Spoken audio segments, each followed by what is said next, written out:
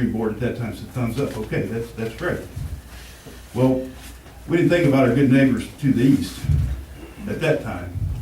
So if I'm trying to fight this thing, I look at the Evergreen having to be very strong and maintain those rules. And if you don't think it's important, you know that all of you here make up in this one meeting more people that have come to the last 6 years worth of Evergreen meetings combined. Because we work, but this is important. Well, absolutely, absolutely. I'm not knocking it. I'm just saying that we don't, some of us just, we rely on others to do the heavy lifting. And it's all of us that they get involved in. And the other thing I'll say, because it's interesting about this 2 acre feet thing. You know that if everybody in Wilson County, if all the landowners in Wilson County got their 2 acre feet, we would have to permit about 1.9 million acre feet of water. Well, obviously, there's not 1.9 million acre feet available. So these projects are timing specific. The 2 acre foot allocation that Russell talks about and that the Evergreen rules are based upon is a function of the existing amount of pumpers. And it's to accommodate those people that need the water.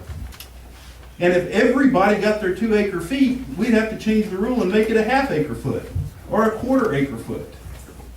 So the more people use it, we have to divide the pie small. The pie pieces get smaller and smaller and smaller.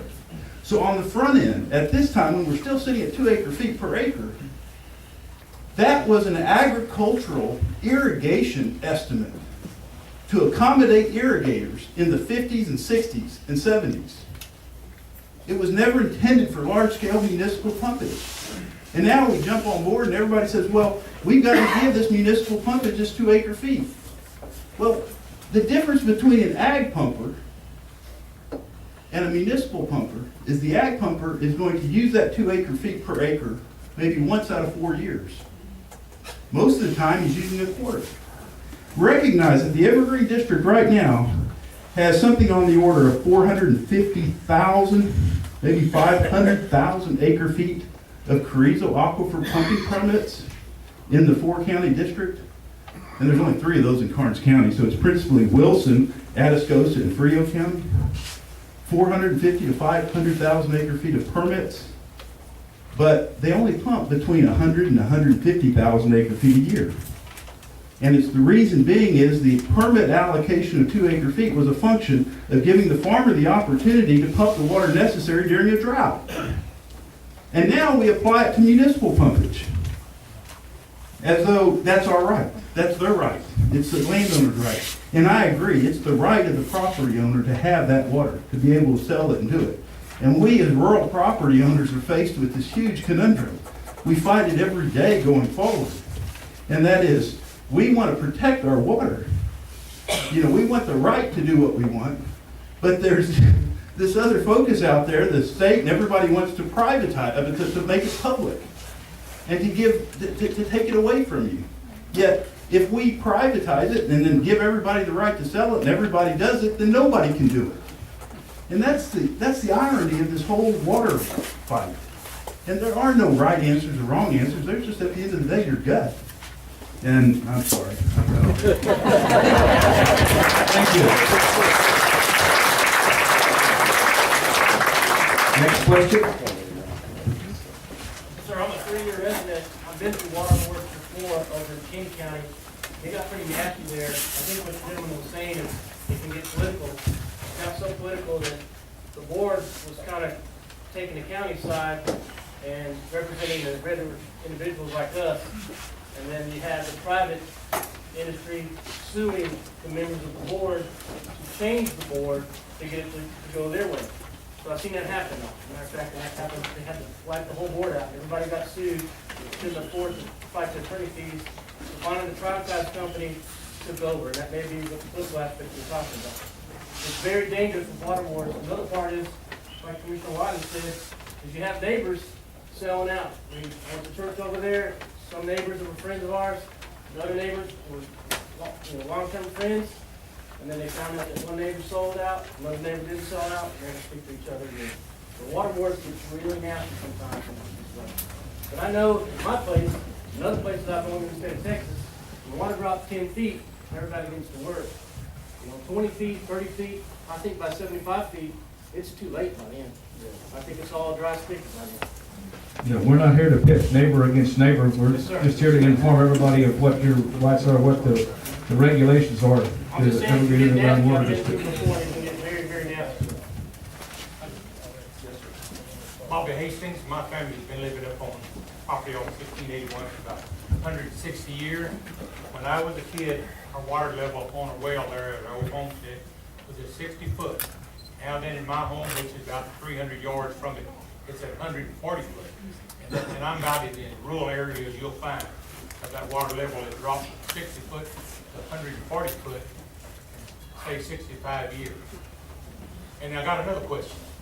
Okay, if the water level, talk to these gentlemen here, if the water level drops 50 to 75 foot, is this, if this project goes through, is this water, are y'all prepared to drill other people's wells, get us deeper, get us down into?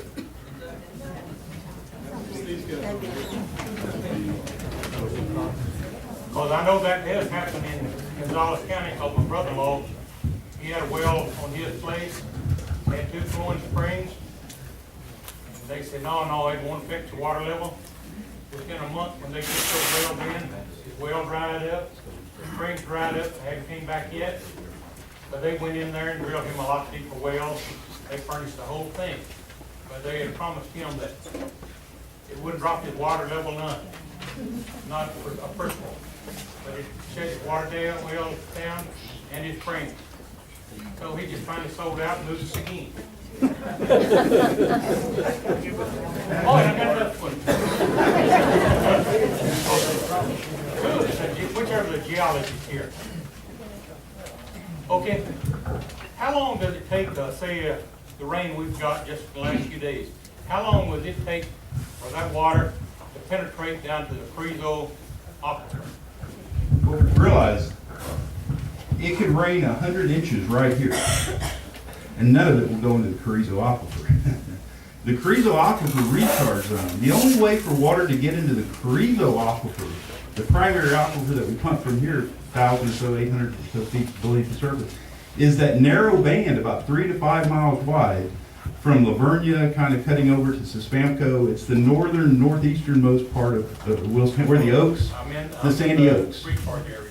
Okay, if you're in the recharge area, that water can move very quickly. Now, the Carrizo itself is relatively old. It's very slow moving water, but it responds to pressure. And so the water doesn't actually, the bigger effect is when you have significant rainfall, the water levels can rebound quickly, not because the water is coming into the aquifer locally, but because we're reducing our pumpage locally. And so when you get rain, you stop pumping. When you stop pumping, the water levels come up.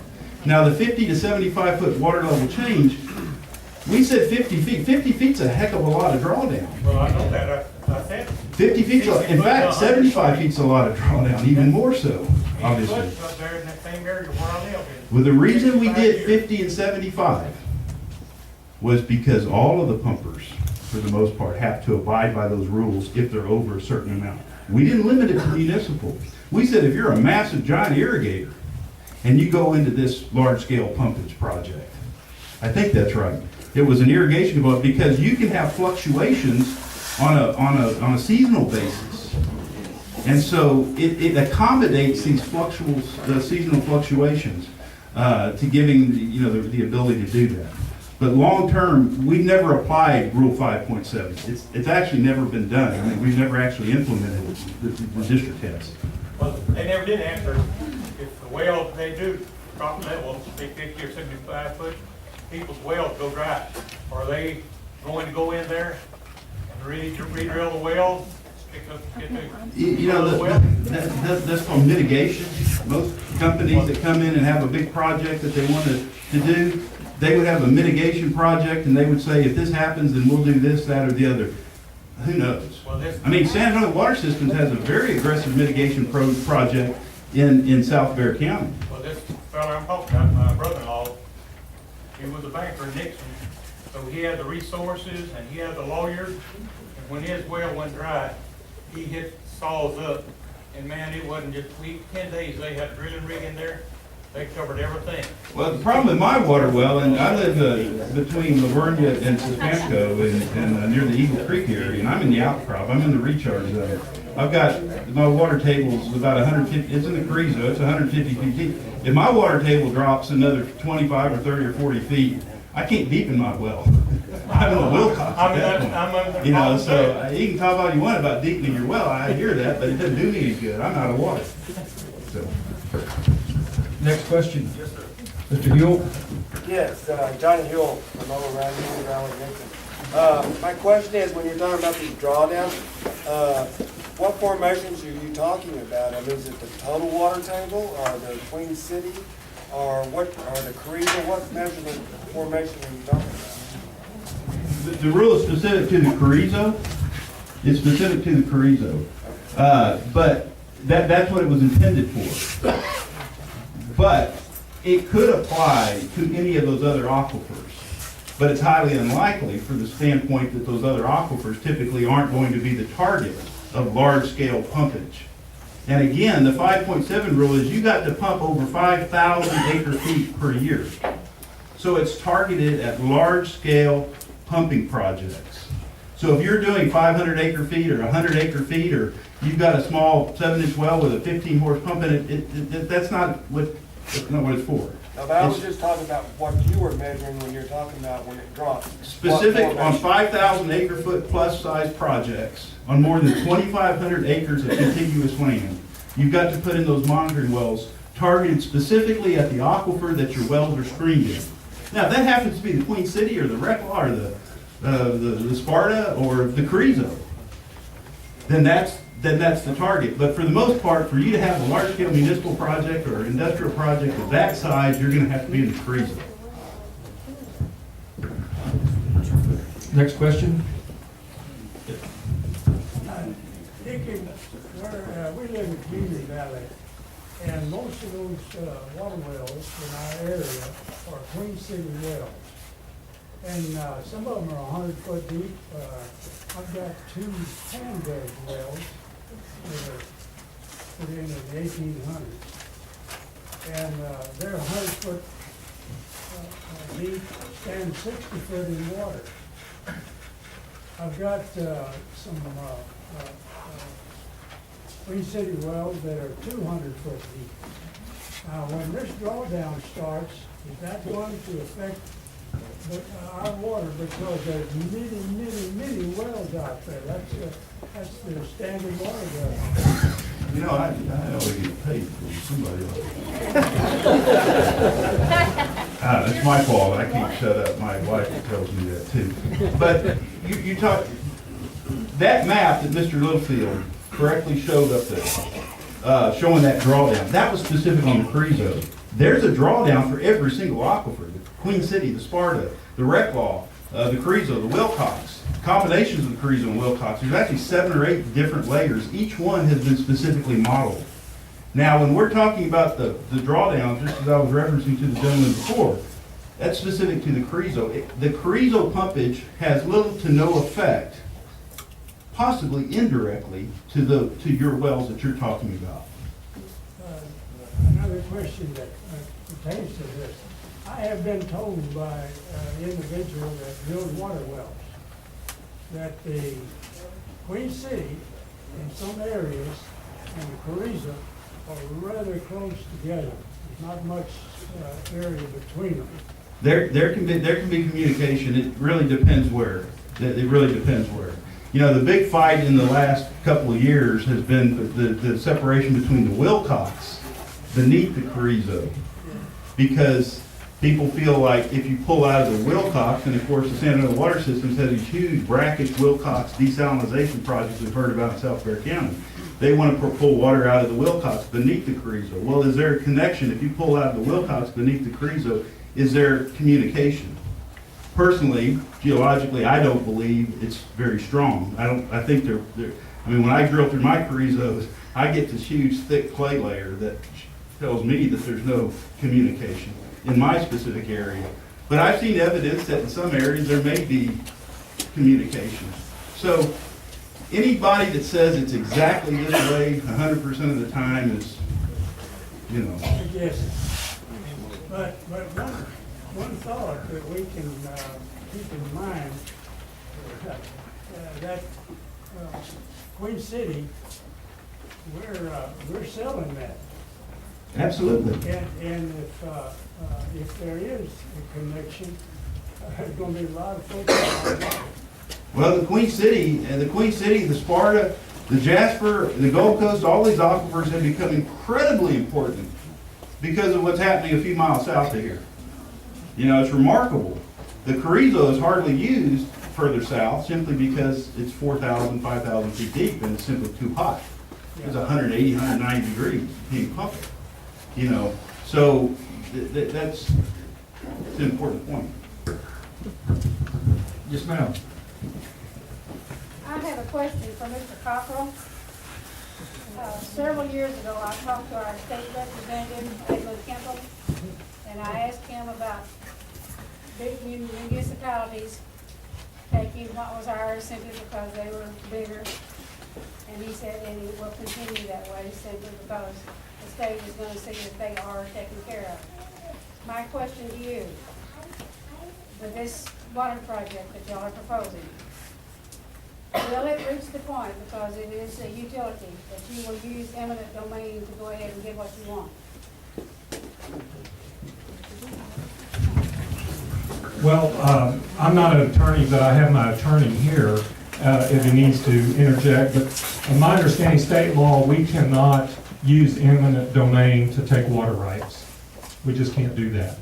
We can do it for pipelines and facilities like that, but we cannot condemn water rights. And while I've got the microphone, I'd like to make a couple of comments on some of the previous questions. One was on mitigation, well mitigation. We have not developed a well mitigation program. That's further on down the road. We're in the feasibility phase of this project just to see if it's feasible, if there's willing landowners that want to market their water rights. We'll work on a mitigation plan and have something available later. The other thing is, as far as communication with the Queen City, in the Schertz-Cibolo-Universal well field in Gonzales County, we've been pumping since 2002. We have monitor wells in the Queen City that we monitor in our well field, and we've seen no evidence of communication between those two aquifers. Having said that, that's in that specific location where our well field is there. We'd obviously do the same type investigation here in Wilson County. Thank you. What if those monitoring wells show you as far as drawdown? Well, I've got my geologist here if we need to get that specific, but basically, we see no drawdown in the Queen City. We do see drawdown in the Carrizo, obviously, because we're producing out of the Carrizo. But the Queen City appears to have just seasonal variation. Is that accurate, Bill? What is your drawdown? You said that you saw some drawdown. What is it? Let's see, what's our latest drawdown in our well field, Bill? 60 feet, nothing to believe in. In the Carrizo, in our well field, 60 feet was the latest measurements from since we started until this last January. Yes, ma'am. Sure.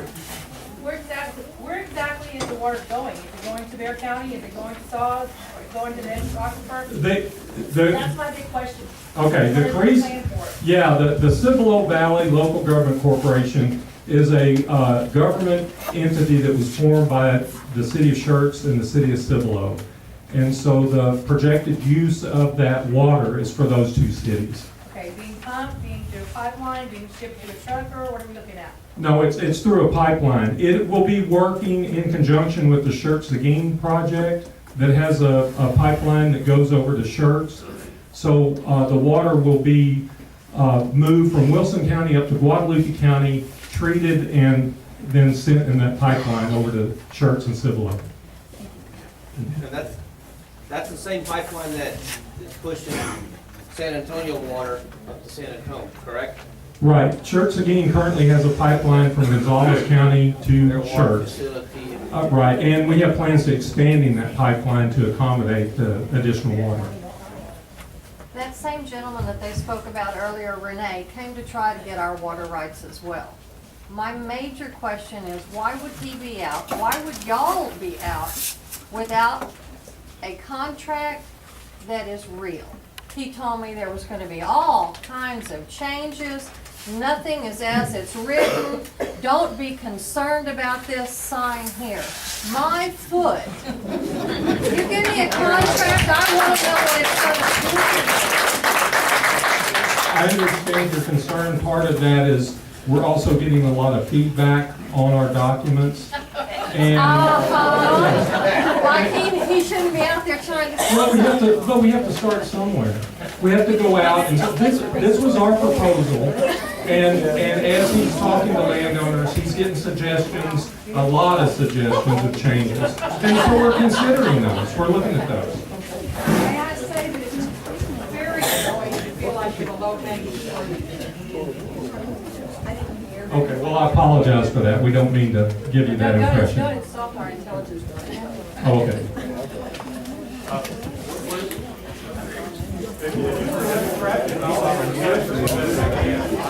So y'all got questions for Mr. Cockrell? I just have a question, Sheriff.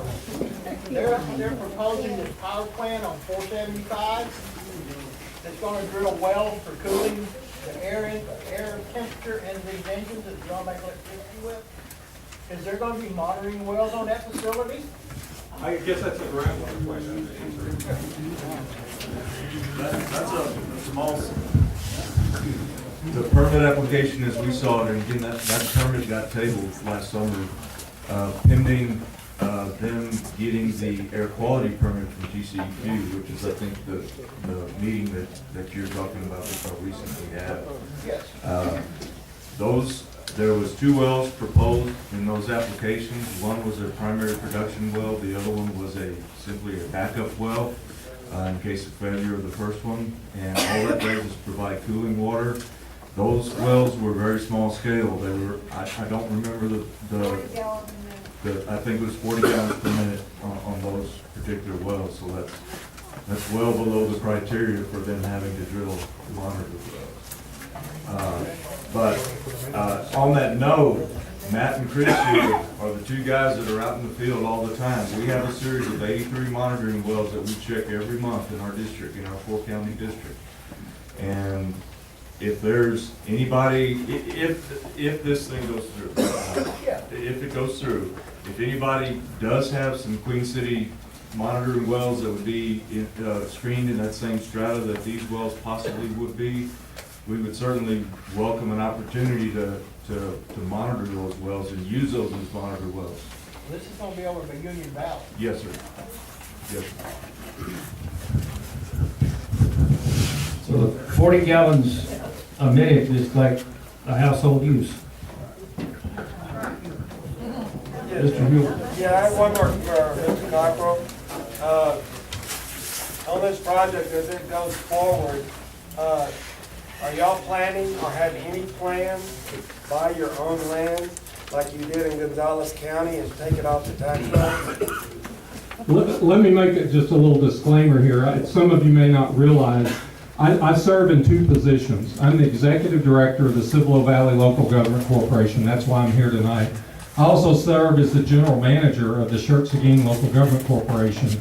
The common thread between those 2 organizations is the city of Schertz. And so Cibolo Valley made a decision to have all the administrative services taken care of through Schertz-Cibolo. Schertz-Cibolo in Gonzales County, when they developed their project, they purchased about 4,300 acres. They purchased that property to purchase the water rights. That was a decision that was made when that project first started. Now, today, our business plan is not, the only property we're going to purchase are the actual well sites. We're going to purchase 2.5 acres for each well site, and that hasn't been determined yet. We're still trying to figure out the water rights situation. But to answer your question, no, we're not proposing purchasing large tracts of property.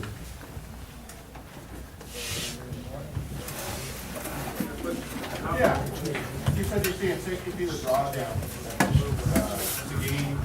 Yes. Civil aquifer.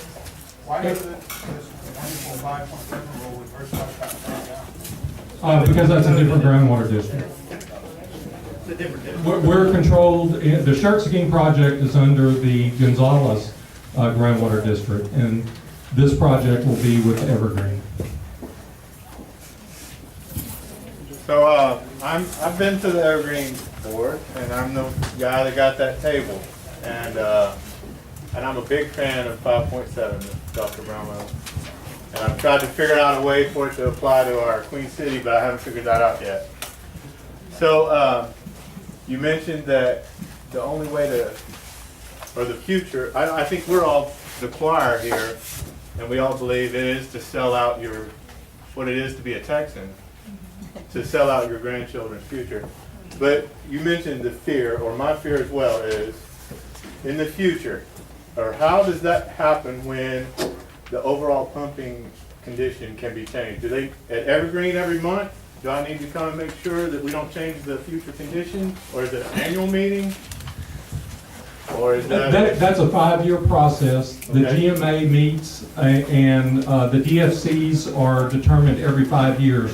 We're in the review process right now. I think they're due next year maybe, or in 2 years, to finalize updated DFCs. Those meetings are held at the Evergreen District. I don't think a GMA meeting is scheduled yet, the next one. Yes. So I think that you can take our feedback as, we're not going to sell out our grandchildren. 'Cause that does betray what it is There you to be go. a Texan. And we're gonna do that, and we'll make sure that our 5.7 rule, which is all we got to stand on, is upheld.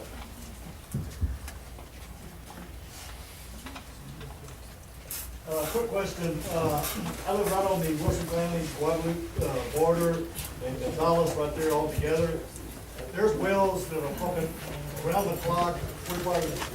How does that affect the groundwater level? I'm in Wilson County, but Guadalupe County's got, I don't know how many wells set up pumping right next to me, and Gonzales.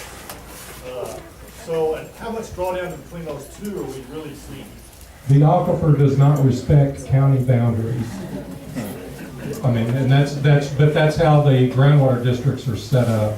But Guadalupe can take all the water they want and drop it anyway.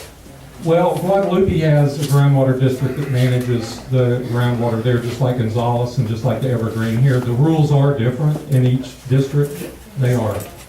They're all based on Chapter 36 of the Water Code, but they are different.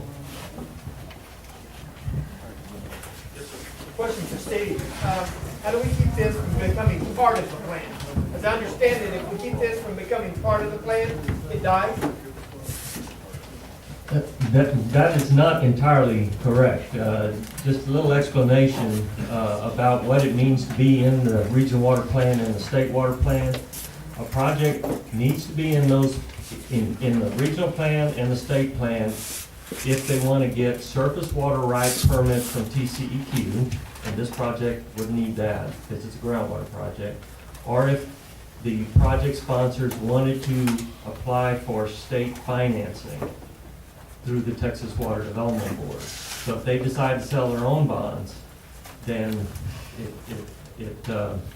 they could potentially do a project without it being in the plan. Now, some groundwater districts require it to be in the regional plan, some don't.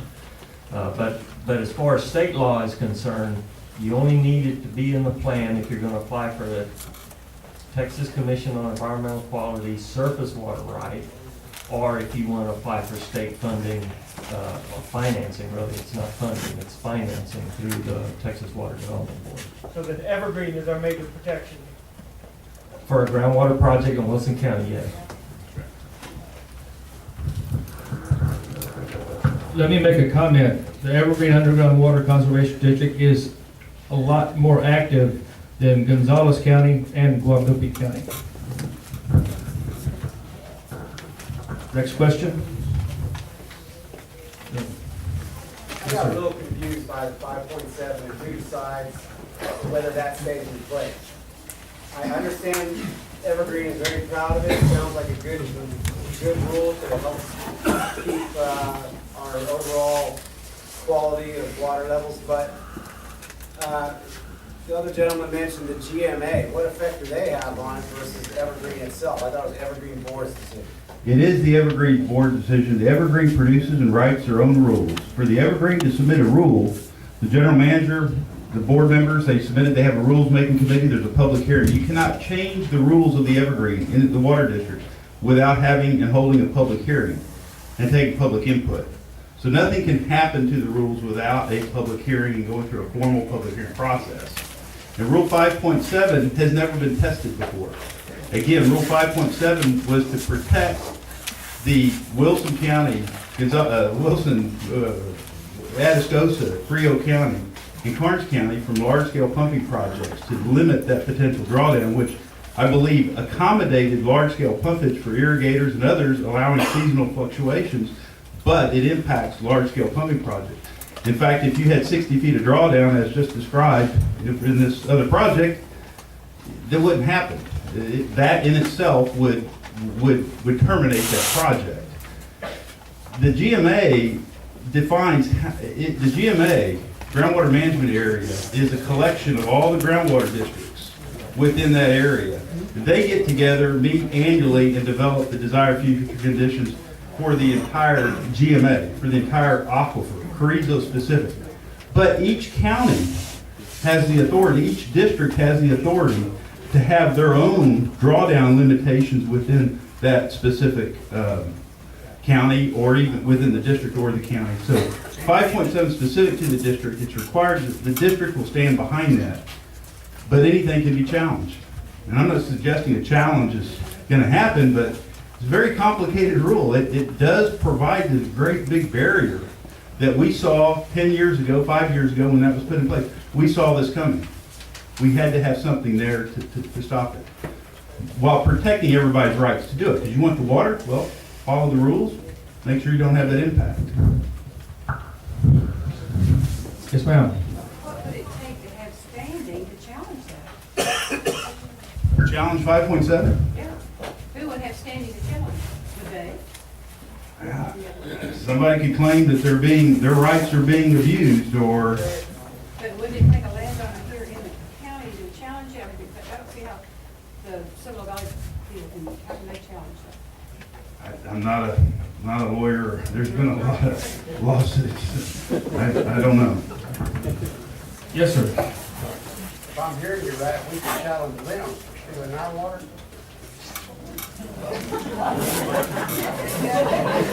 That hasn't been brought up, but that's what's happening. My question is for Mr. Cockrell. Okay, in Gonzales County, drawdown's been 60 foot. Okay, if it happens in the proposed field here, what are y'all gonna do? Let me clarify that 60-foot drawdown, that's an observation well right in the middle of our well field. I believe your protections are on the exterior of the well field, and the drawdown is quite a bit less in around. Right, exactly. Okay. And I'll just challenge you, but we're not stealing anything, we're paying for it. I mean, we are. We're offering money for the water rights. So. What happens when y'all get the 60-foot drawdown? Well, we'll have to comply with the district rules. One thing that we're doing to try to help that situation is right off the bat, we're not requesting 2 acre-foot per acre. We're trying to lease 10,000 acres for a 10,000 acre-foot project, and our permit would be for 1 acre-foot per acre out of the Carrizo.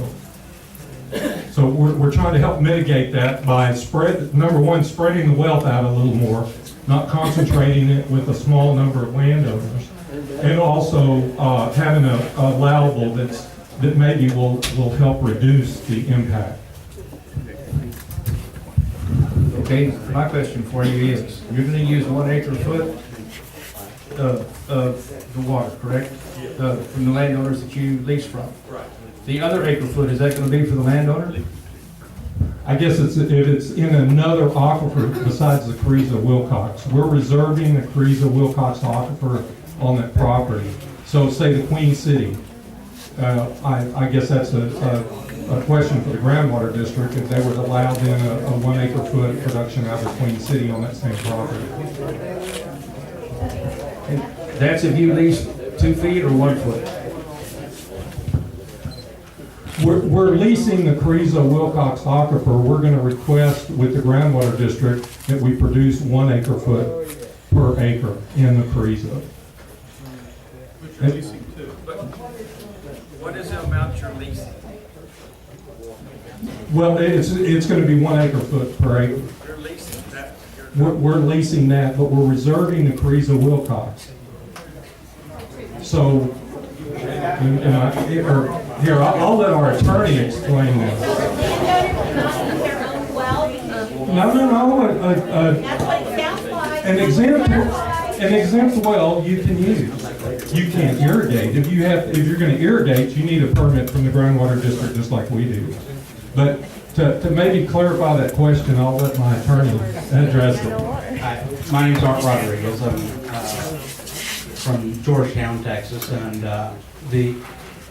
the way that the lease we've got currently structured is that if you've got, we're seeking to reserve the water capacity in the Carrizo-Wilcox area. So if you've got an exempt well, which is what you're talking about for your own property, this does not affect it at all, regardless of which aquifer you're drawing from. And so if you're looking at the Queen City or one of the other aquifers that are in this area, then you will have to still seek permitting from the groundwater district if you want to draw down from one of those other aquifers. That's not what we're seeking to reserve. What do you mean when you say you're reserving Carrizo-Wilcox aquifer? That happens to be where I get my exempt water from. So what does that mean you're reserving that particular aquifer? We're reserving the amount. We're reserving the ability to draw from those 2 aquifers on the properties in which we're seeking to lease. So in your instance, in your particular situation, if you're drawing for your own purposes, that would be an exempt well, and you would still be allowed to do that. I get that, but when you say you're reserving, what does that mean about your intentions or volume of water you plan to extract from? How is what you're reserving it going to affect my exempt well as far as its ability to provide my family water?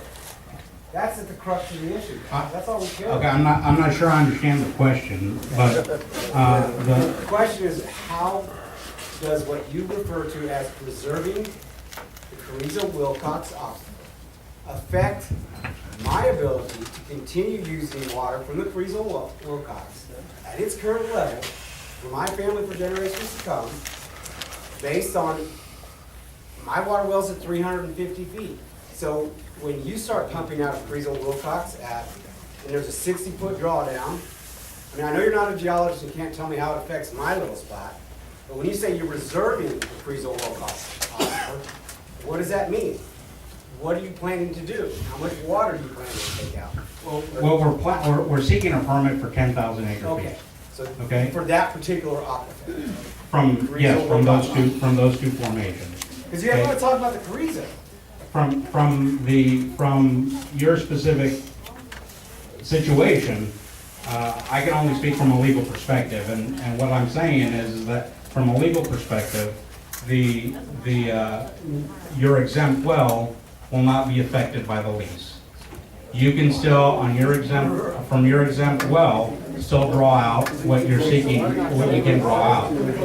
Now whether, I don't know about the drawdown, I don't know about that and how much is left and all that, because it's just gonna, it all is property dependent. It's where you're at in the aquifer at that point. I can't answer that specific question.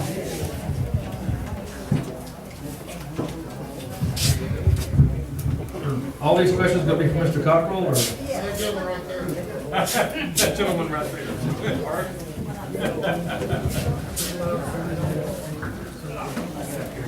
Now everyone can see me, right?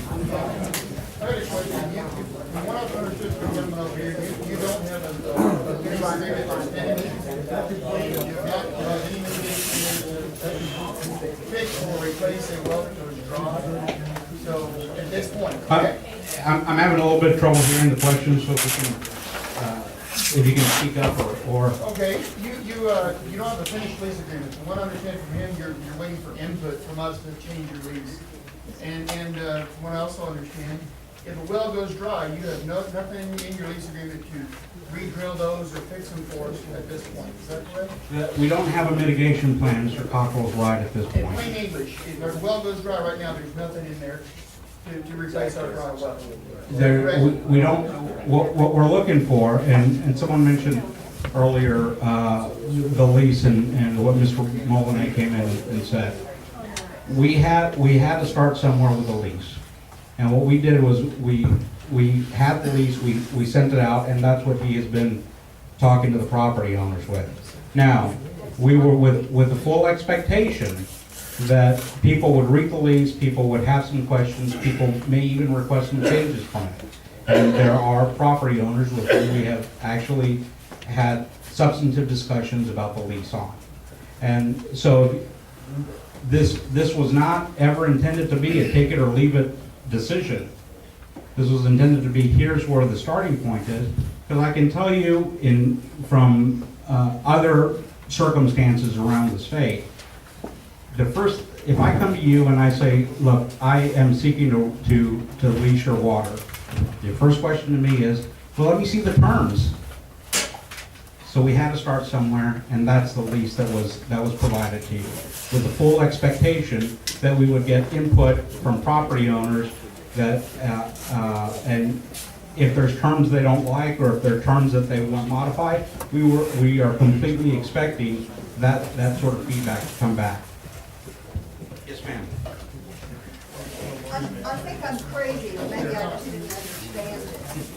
You all want 10,000 acres, and you want to take 1 acre foot of the allotment per 10,000 leased acres, correct? And it's to come out of the Carrizo. But are you reserving the rest of the Carrizo, the landowner that has an acre foot left, cannot take it out of the Carrizo? Is that what you're saying? That's what it sounded like to me, and I thought, no, I've lost my mind. Yes, ma'am.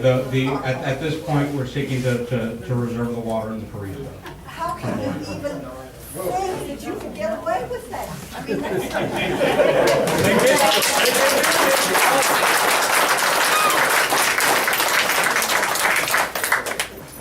I'm on the Evergreen, and I try to be as neutral as possible, but this just absolutely sends me into a tailspin.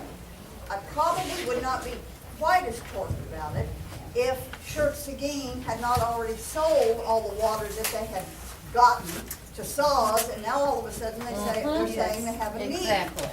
So,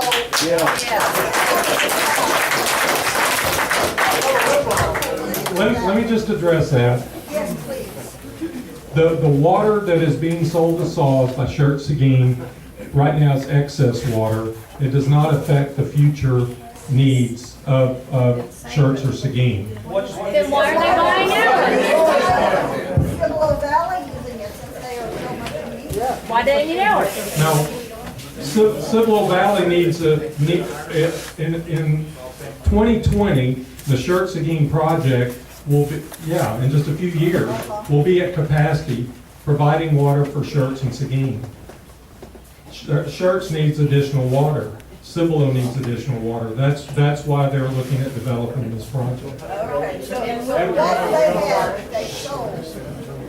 Now they've got to go back to the place for 4 years. Alan? No, it's not replacing the water. Well, It's, get more water. well, there's additional needs. We're trying to meet the needs for the regional plan. Well, That's what this project's for. Do we want to? Is there any way that, talk to the geologist and lady right here, Green Valley, could we change the 5.7 from 50 to 75? We could petition the Green Water to say, you know what, how about 25 to 50? well, it's a process. That's what Daryl's saying. You can come and make a suggestion, but we can't, look at a while, how how long did it take us to get that through, Daryl? That's off the table, that probably wouldn't work. Well, I'm just saying it's a safekeeping for. it's worth a try, but it wouldn't happen fast. I think that the premise of that 5075 was to put irrigators on notice too, any large-scale pumping. And there's a seasonal fluctuation, so you want a big enough band to allow seasonal fluctuation. So you can't squeeze it down so tight that it affects irrigators or anybody else. And so that was the premise, but anybody's welcome to propose anything to the Evergreen Board. That's the process. I thought I heard in the beginning of the meeting Hang on, okay, let's keep it right with I thought we said at the beginning of the meeting that based on the water management plan of the 50 years, that there was no available yield from the excess from the Carrizo. So why then are we allowing somebody out of district, out of this area, sure, to reserve water, which you just said in one breath, we have no available yield, and now you're saying we're gonna allow somebody to reserve it.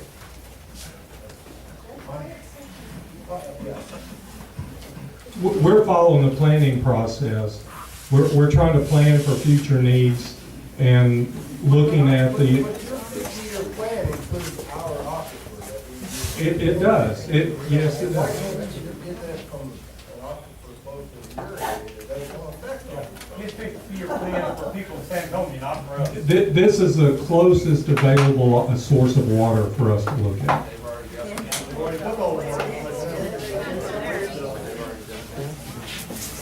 The only thing I got, trying to wrap my brain around here, 2008, I went to Schertz. They did a dog and pony show, we're all in it together. And now they got the field in Gonzales, they got them popping operation.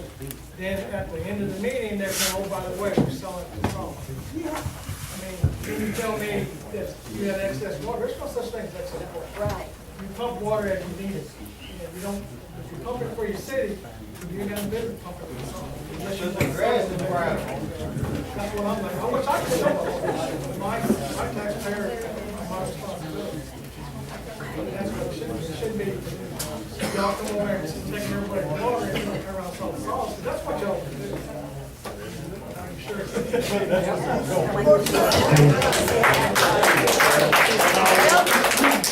I got one question for the gentleman. He says this is the closest water for San Antonio. I disagree. You've got all the desalination water you want in Bear County. Why don't you go get it? Well, Saws is going after that. So this is the city of Schertz and city of It's the Cibolo. same thing. You're not limited to, why is Saul's limited? You can't do it? Oh, we probably could if we. But that's the thing. Right. You've got the water. You just don't want to spend the money to use it. Yes, ma'am.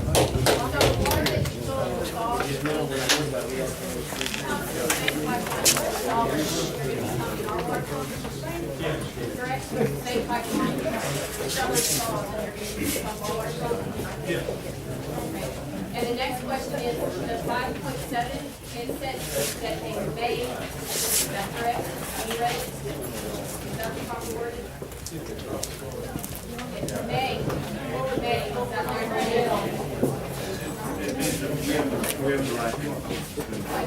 It doesn't make it required, it's like may. Is it will or may?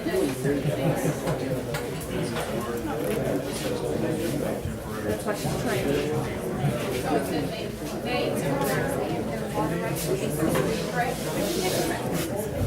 Okay. Well, she's trying to find that. Hey, one more, we got a question right over here.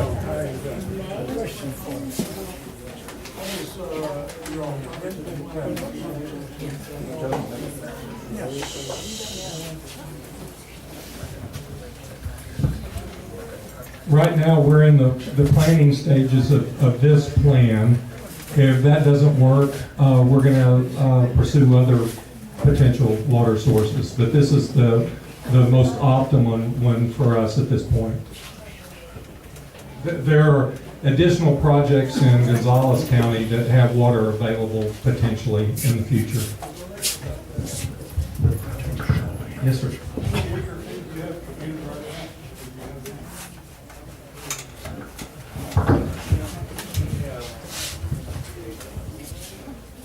I want to say, I got here just a second. Let me get my list.